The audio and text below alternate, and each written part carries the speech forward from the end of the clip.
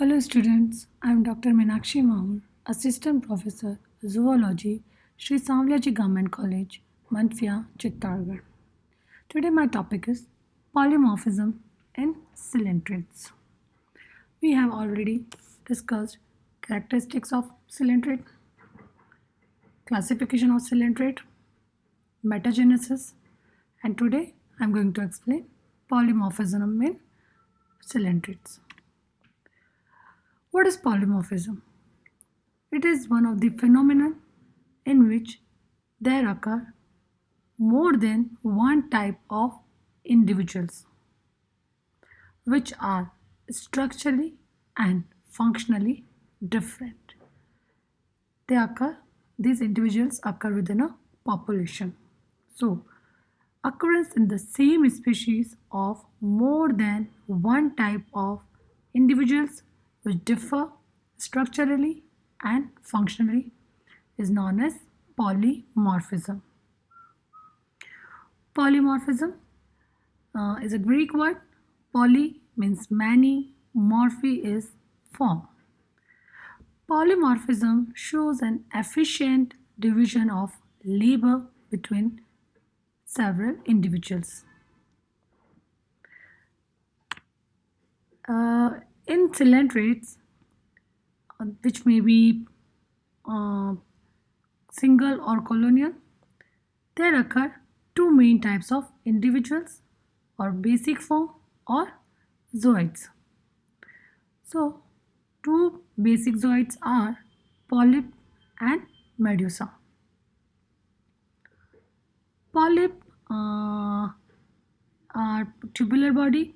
They are with mouth and their mouth is surrounded by tentacles at one end, and at the other end is blind, and they are usually attached by a pedal disc to the substratum.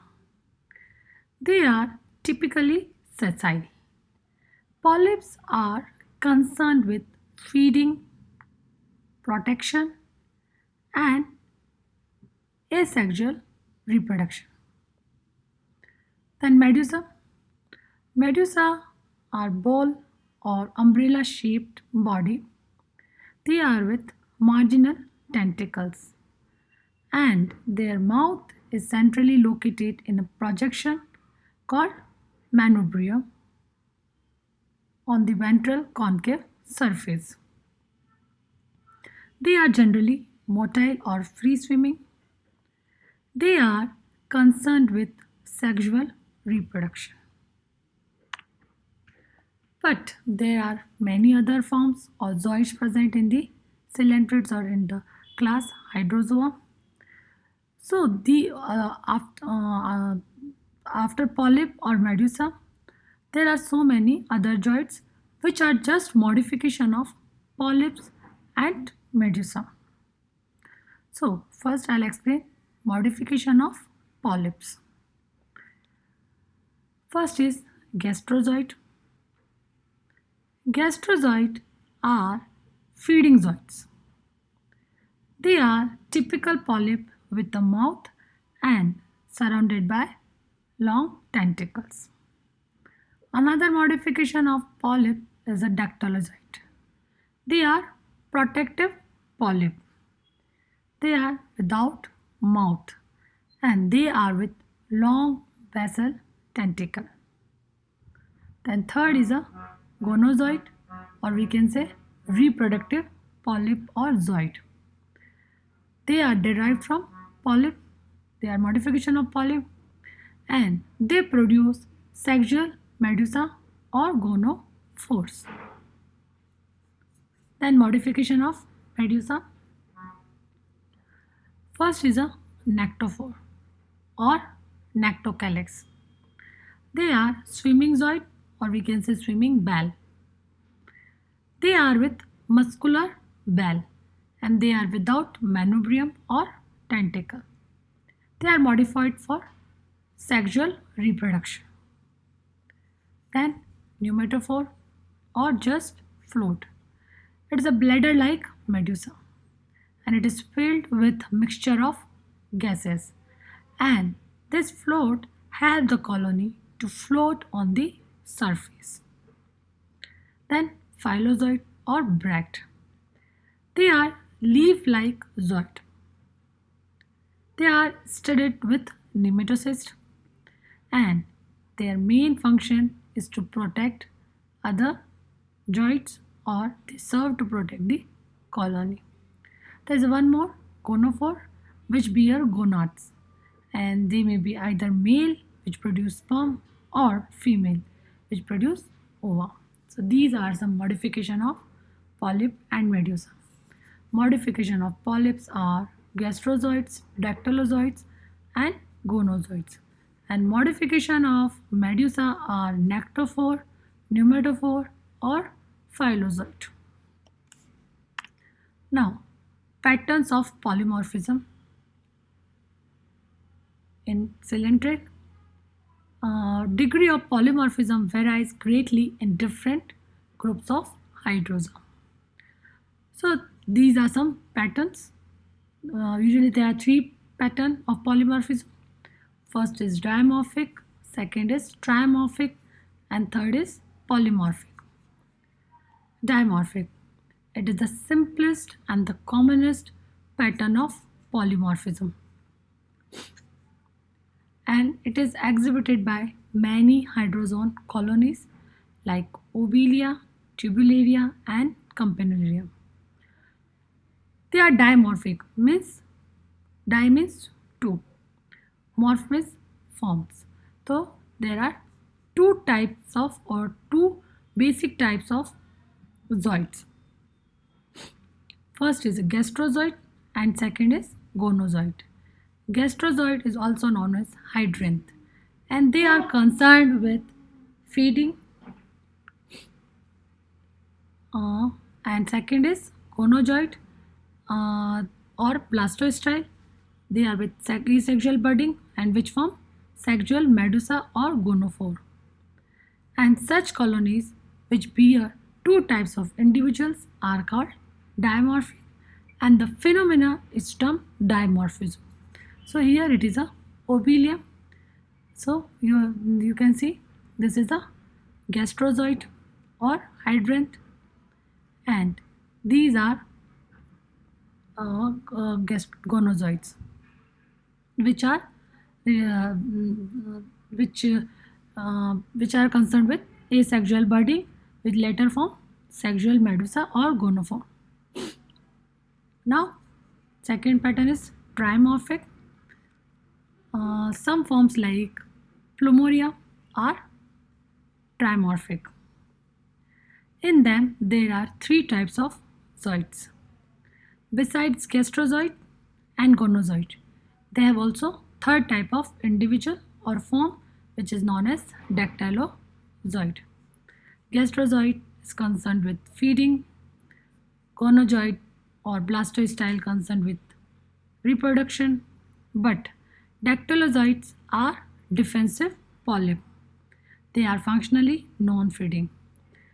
They are defensive polyp and they bear batteries of nematocysts. Third pattern is polymorphism. Those cylindrids which have more than three types of individuals are called polymorphic and the phenomenon is termed as polymorphism. A somewhat greater degree of polymorphism is found in colonies of Hydractina. This is an example of this is Hydractina in which there are five types of polyps. So first is a gastrozoid which is also known as hydranth and it is concerned with feeding. Then gonozoids, they are reproductive individuals. They bear male or female gonophore or medusa for sexual reproduction. Then dactylozoid, they are defensive polyp. Then tentaculozoids. Tentaculozoids are with sensory cells. And last is a skeletolozoids. They are spiny projection of chitin. Examples of polymorphism can also be seen in pelagic or swimming colonies of order Siphonophora. Examples of Siphonophora are Physalia. In Hydractina, you can see both polypoid and medusoid individuals are present, and they have a special function, and they are occur in the same colony. Polymorphism is found highest in the Siphonophora. The Siphonophora is order. So these are the three patterns of polymorphism. Dimorphic if two types of individuals are present. Trimorphic if three types of zooids or individuals are present. This is the polymorphic in which there are more than three types of zooids or individuals are present. Example of dimorphic is Obelia, trimorphic Plumeria, polymorphic Physalia or Hydractina. Now, significance of polymorphism. Polymorphism is essentially a phenomenon of division of labor in which specific functions are assigned to different individuals. Different functions are assigned to different individuals rather than to parts or organ of one individual. Like polyps are concerned with the feeding, protection, and asexual reproduction, while medusa are concerned with sexual reproduction. Then there are some modification of medusa and polyps.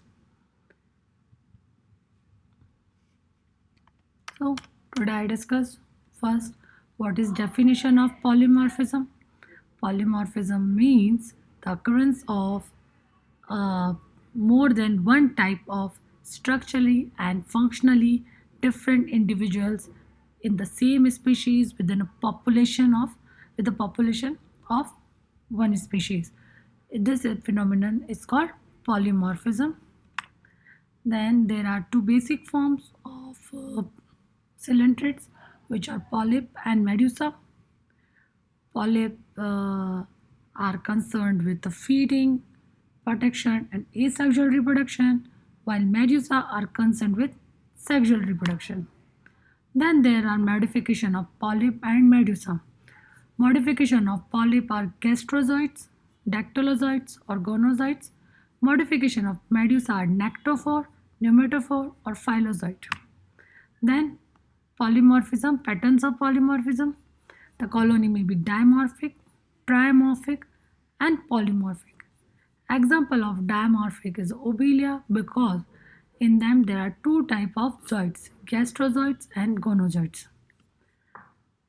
Then colony may be trimorphic. Example of trimorphic colony is Plumeria, in which there are three types of zooids, gastrozoids, gonozoids, and dactylozoids.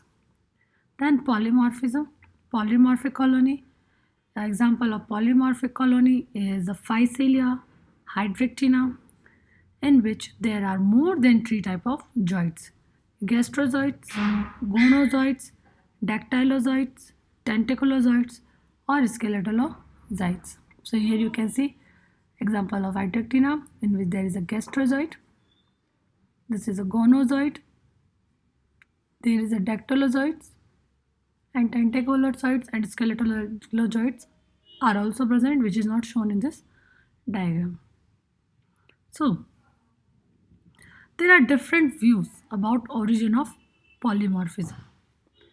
So one view says that the ancestral cylindrid was a hydra-like polyp which arose from gastrae, and it gave rise to a hydroid colony by asexual budding.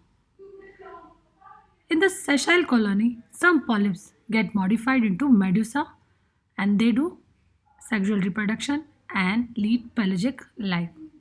And thus, through division of labor, the hydroid colony became polymorphic. There is also another view. It was given by Brooke in 1886, which seems to be more acceptable. According to it, the ancestral Salentrita was primitive medusa, and they arose from Metagastria by developing tentacles and become free swimming. According to Huxley, the manubrium, tentacles, and umbrella of these primitive medusaid individuals get multiplied and shifted from their original position to become various zooids of polymorphic colony. So, according to this view, polypoid stage is considered the persistent larval stage and the medusaid the completely evolved cylindrid. And significance of polymorphism is it is essentially one of the division of labor which is specific in which specific functions are assigned to different individuals. Thank you.